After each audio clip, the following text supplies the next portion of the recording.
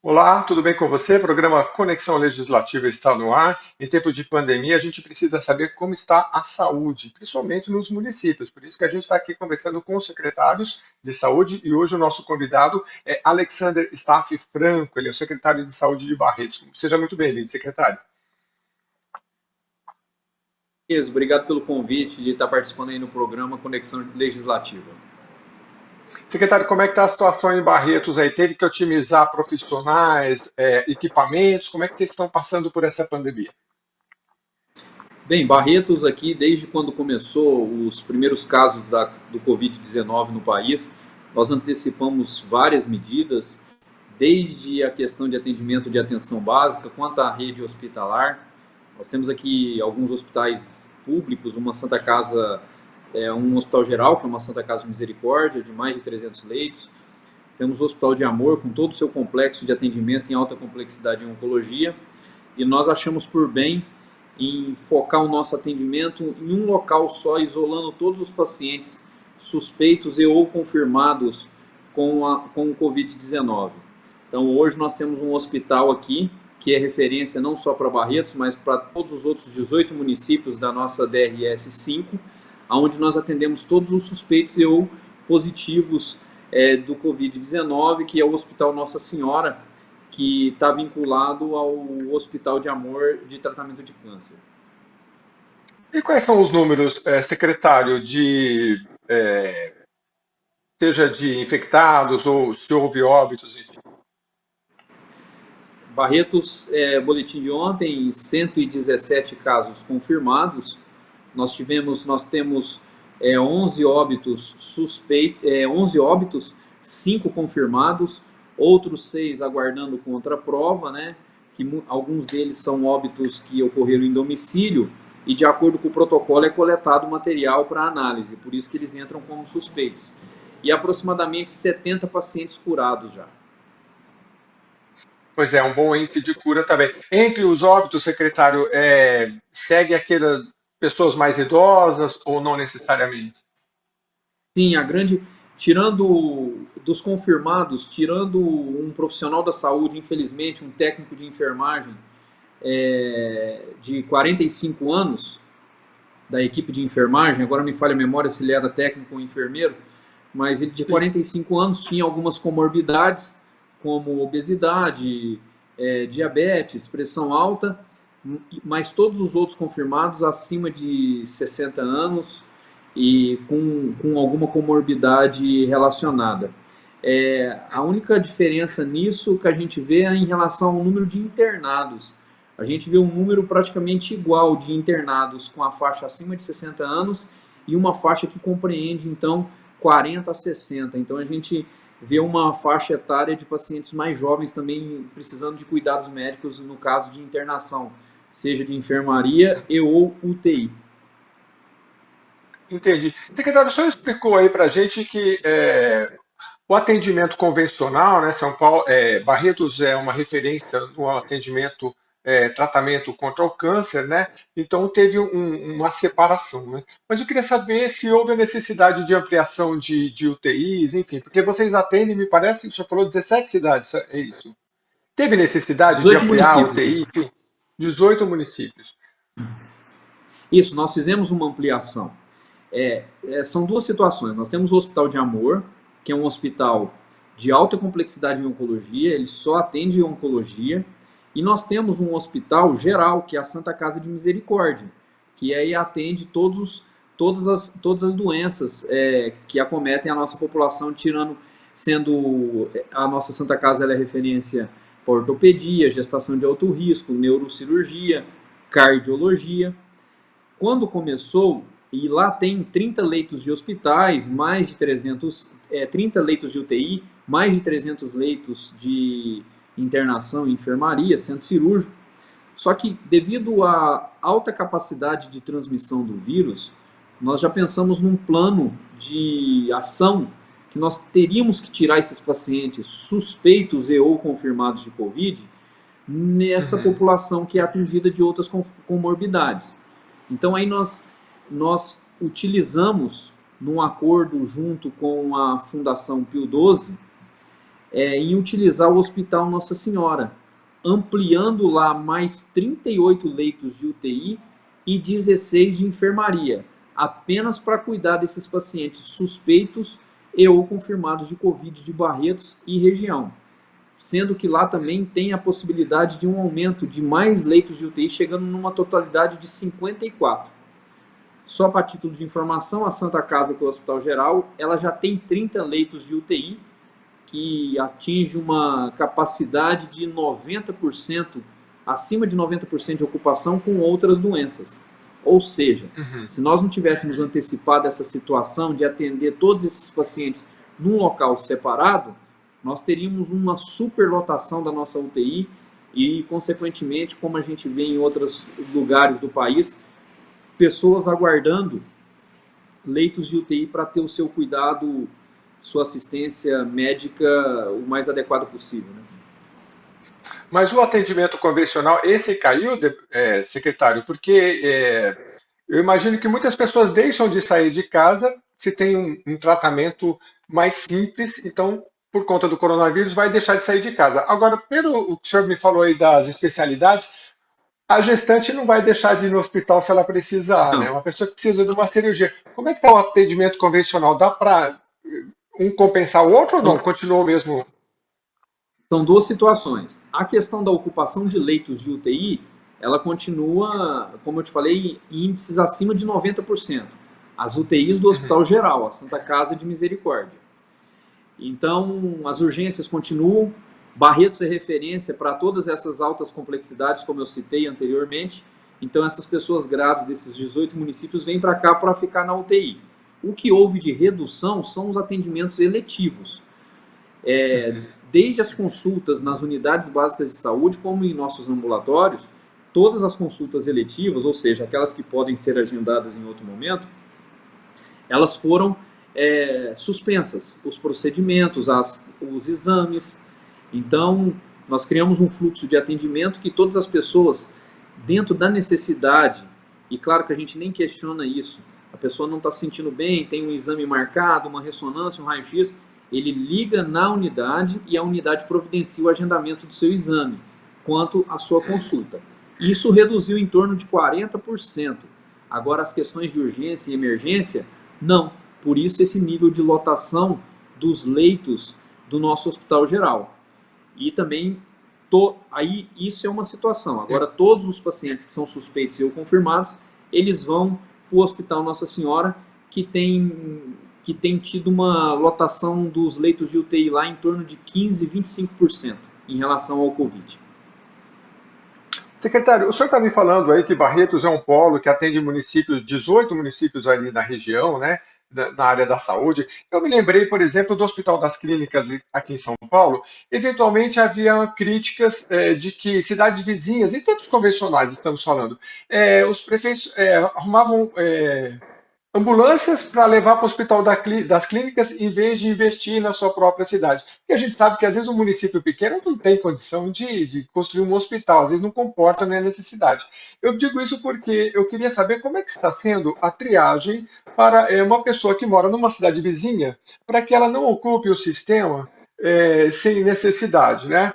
Porque o coronavírus, a gente sabe que no começo as pessoas falavam assim, olha, só vai se tiver tosse, né? Mas a gente vê que tem gente que tem, uns tem tosse, o outro tem febre, não tem febre, mas não teve tosse, um teve dor, o outro não teve dor. Um não tem sintoma nenhum, o outro vai parar no UTI. Como é que vocês fazem? A orientação ainda é essa? Se você sentir tosse, como é que é essa orientação para quem está numa cidade longe e acha que está com a Covid? Então, hoje, nós aqui, quando assumimos a secretaria, acontecia alguma coisa parecida como você disse, que era a ambulancioterapia, ou seja, alguns municípios colocavam o paciente na ambulância e ele vinha para o pronto-socorro do hospital, às vezes sem nenhuma regulação. Hoje nós temos um Uhum, SAMU, a nossa região aqui ela é dividida em duas, entre norte e sul. Todos os pacientes da região sul, que é de Bebedouro, eles são triados em Bebedouro, e aí Bebedouro alimenta um sistema de regulação do estado que se chama CROSS. E aí ele faz a regulação para os serviços de especialidade de Barretos. A região norte, aonde está situado Barretos, quem faz toda essa regulação é o SAMU de Barretos.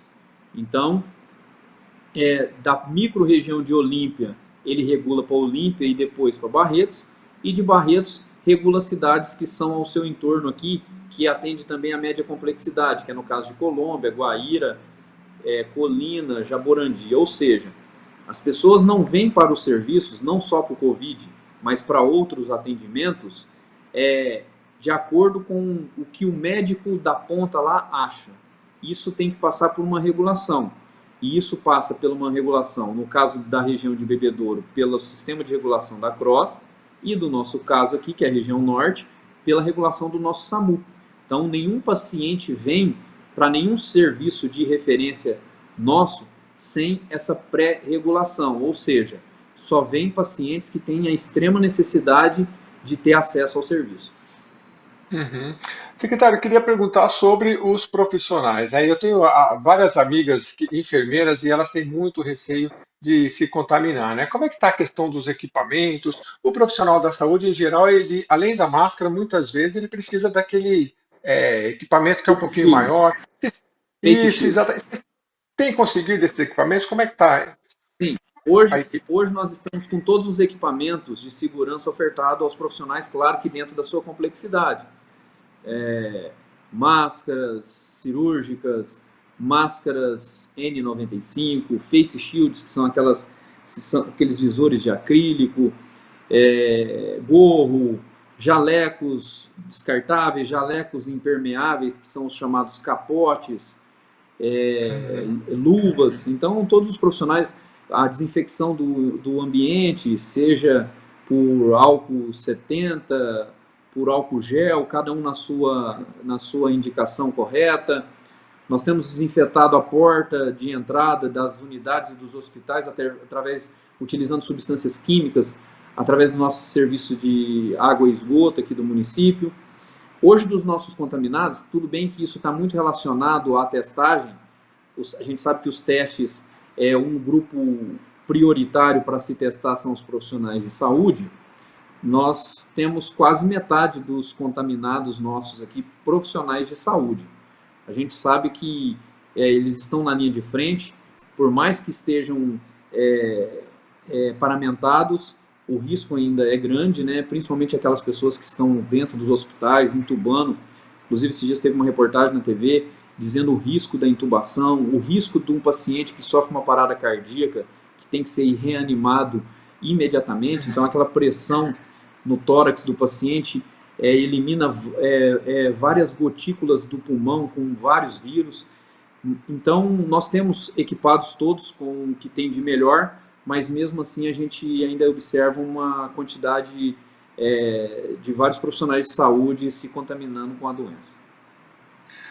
Secretário, a gente ouve sempre falar da questão dos respiradores, né? Eu queria saber se vocês estão com os números suficientes de respiradores e se precisa de um profissional o tempo todo, um fisioterapeuta, junto a uma pessoa que precisa, ou pode-se colocar o aparelho ali e a pessoa sem a necessidade de um terapeuta, um enfermeiro?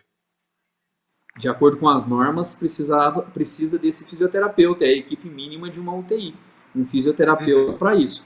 A gente sabe que isso é uma das dificuldades que a doença está impondo aos gestores de saúde, que à medida a gente não tem, como eu falei, está tendo uma contaminação muito grande de profissionais de saúde e a velocidade da contaminação está maior do que a reposição desses profissionais curados para substituir os outros, né?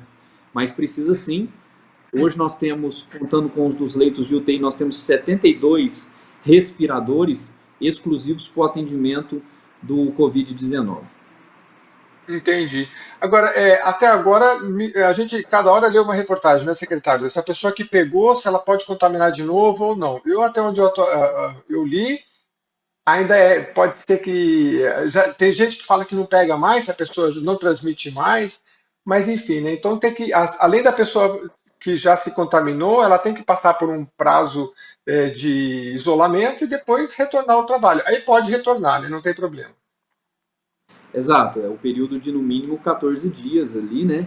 Claro que isso depende também de sinais e sintomas, isso é feito uma avaliação médica. Toda pessoa hoje é protocolo, ela apresentou um sinal de síndrome gripal, ele já é isolado, já é recomendado o isolamento por ser um provável suspeito do Covid-19. Aí, um dos gargalos nossos da assistência, que são os testes rápidos, nós adquirimos alguns outros já chegaram do governo também. Então, isso permite que nós teste esses funcionários ou pessoas e, à medida do possível, comece a liberá-los do isolamento. Por exemplo, profissional de saúde, ele fez um teste, seja ele molecular ou seja ele um teste rápido, cada um na sua data correta.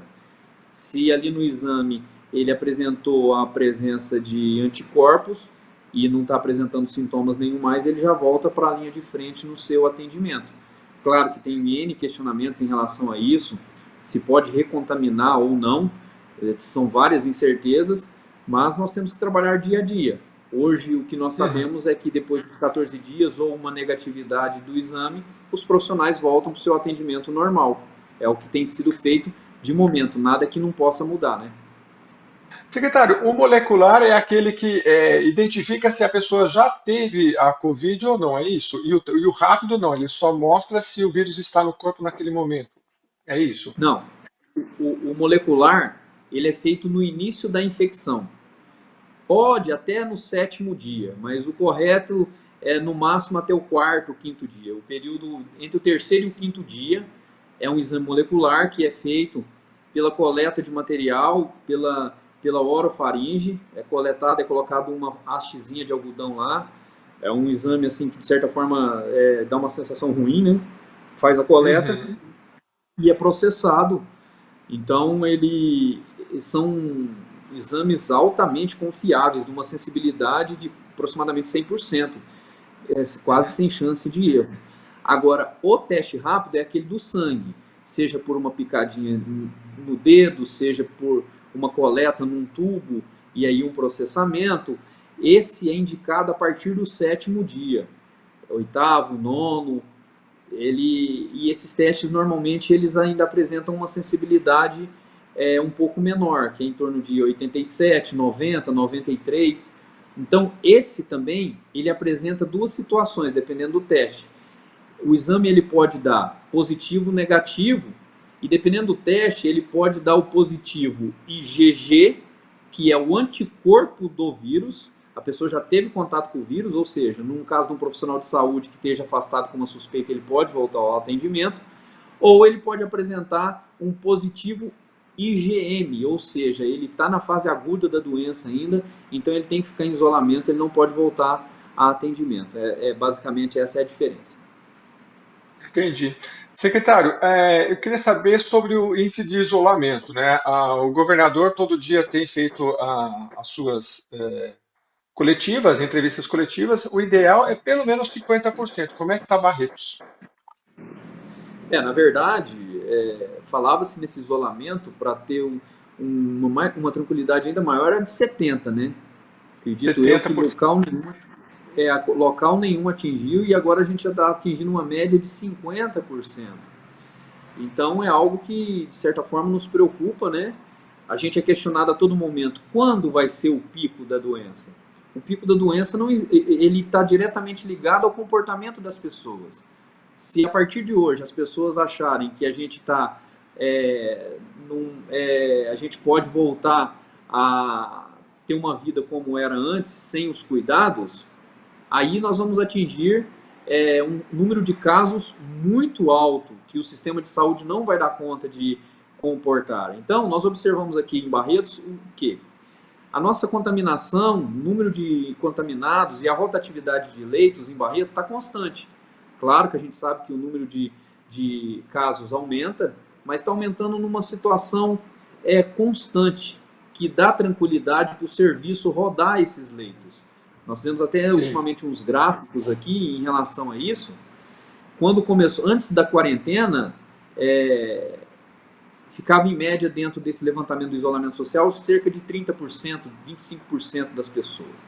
Aí a gente conseguiu atingir marcas de quase 60%, e de lá para cá caiu um pouco, subiu, tem mais caído do que subindo, mas no início da quarentena, em março, 15, porque quando você faz uma ação, vamos supor, no dia de hoje, vamos supor que hoje tem um relaxamento total do isolamento.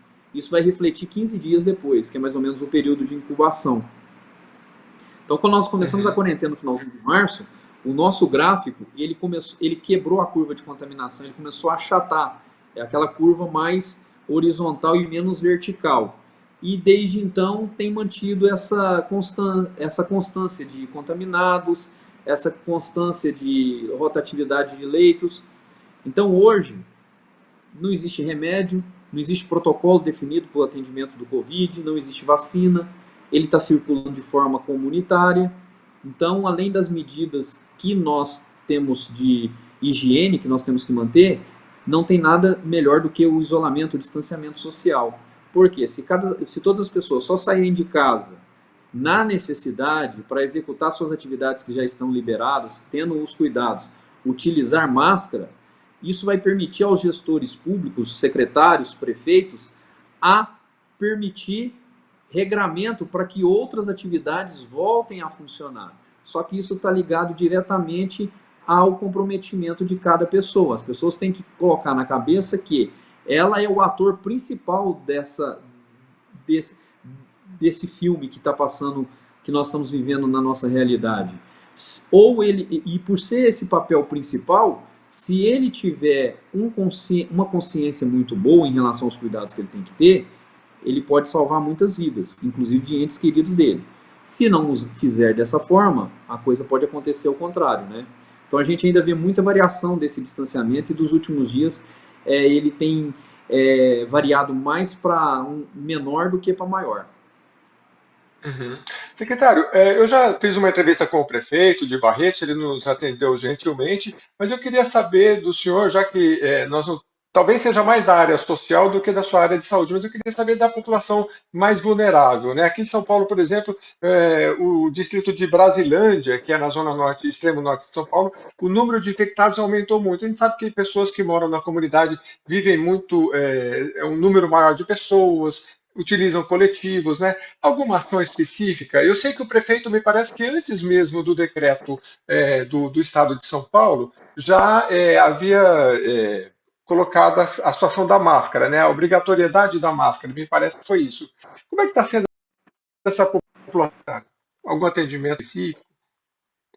Sim, a população tem tudo a ver também com a saúde. Está sendo entregue sempre a máscara, o álcool gel para eles manterem o cuidado deles. Nós temos uma casa de passagem lá que serve como atendimento para eles, questão de alimentação também, para que não falte alimentação. Eles são monitorados por uma equipe volante da assistência social. Claro que Barretos é uma cidade bem menor que São Paulo, né? Os problemas tendem a ser menores do que São Paulo.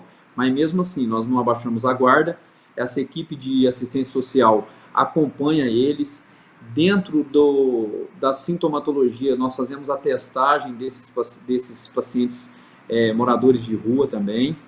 E juntamente a isso tem um fluxo definido. Qualquer um que tenha que essa equipe de abordagem da assistência notem dentro da sua abordagem alguma sintomatologia, alguma queixa, já tem um fluxo pré-definido como qualquer outra pessoa do município, a unidade básica de saúde, ou um equipamento de maior complexidade como a UPA, ou dependendo da necessidade, até a internação ou encaminhamento para o nosso hospital de referência ao Covid, que é o Nossa Senhora.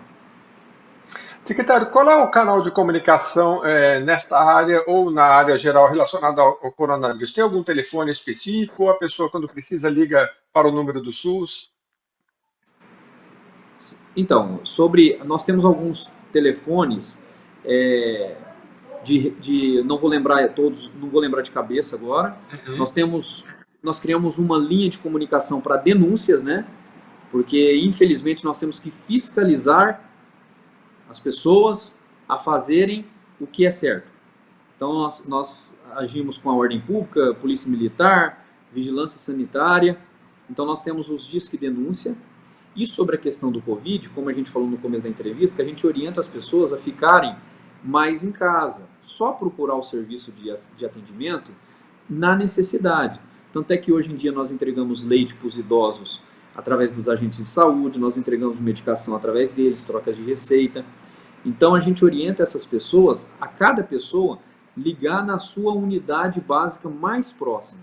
Que a hora que ele liga, ao ligar na unidade básica mais próxima, a pessoa vai escutar as queixas dele e dar o direcionamento correto, seja tanto para um atendimento de uma suspeita do Covid-19, como também um exame ou um procedimento eletivo que temporariamente está suspenso, mas que, dentro da ótica do paciente, ele não está sentindo bem, ele está incomodado e ele tem necessidade de fazer. Isso nós não questionamos e damos seguimento também para o agendamento. É esse fluxo de comunicação que nós utilizamos aqui na Secretaria, no município de Barretos. Entendi. Secretário, a gente está caminhando para o final. Acho que foram muitas informações bem importantes que o senhor nos traz. Eu estou aqui na página barretos.sp.gov.br. Secretaria Municipal de Saúde é responsável por prestar assistência médica e odontológica à população, promover a inspeção sanitária, né? Aliás, acho que odontológica, nesse momento, a odontologia é muito complicado, né? Mas eu queria deixar o senhor à vontade para finalizar e falar sobre a prevenção. Eu queria saber se os agentes de saúde eles continuam indo nas casas, porque os especialistas da área de saúde, o senhor é um deles, sabe que aquela prevenção, a conversa que tem ali, passando de casa em casa, é muito importante. Eu não sei se devido ao coronavírus, se isso foi reduzido ou se isso acontece e a Sim. produtividade desse sistema. Agora a importância não é produtividade de A, B e C. A importância é seguir os protocolos definidos pela Secretaria de Saúde, pelo Ministério da Saúde, pela Secretaria de Estado do Governo de São Paulo, para que a gente salve vidas, tenha menos doentes. A gente está numa situação confortável, que a gente vê a rede funcionando muito bem, muito bem. Nós temos uma média de internação de UTI de 6 dias aqui no nosso município, a gente vê em outros lugares 14. Isso é reflexo do atendimento da ponta, que essa pessoa não fica assistida, da qualidade que é dado lá no Hospital Nossa Senhora. O Hospital Nossa Senhora é um hospital padrão, nível São Paulo, Albert Einstein, tudo de tecnologia, o que tem de melhor está lá para atender o SUS de Barretos e região.